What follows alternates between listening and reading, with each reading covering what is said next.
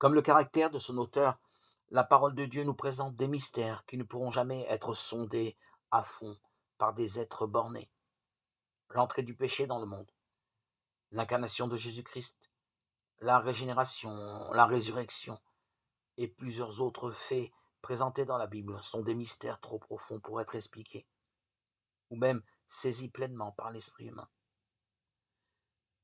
Mais Dieu nous a donné dans les Écritures des preuves suffisantes de leur divinité et nous n'avons nullement lieu de douter de celle-ci parce que nous ne pouvons pas comprendre les mystères de sa providence.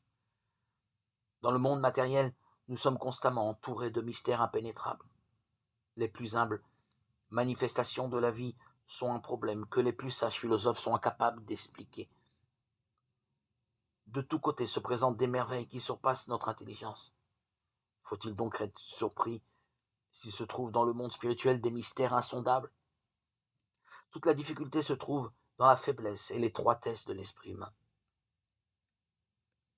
L'apôtre Pierre dit qu'il y a dans les Écritures des points difficiles à comprendre, dont les personnes ignorantes et mal affermies tordent le sens pour leur propre ruine.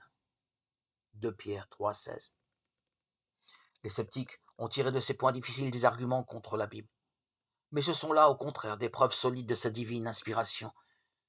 Si elle ne nous disait de Dieu que des choses aisées à comprendre, si l'esprit borné de l'homme pouvait facilement embrasser sa grandeur et sa majesté, la Bible ne porterait pas le sceau indubitable de l'autorité divine.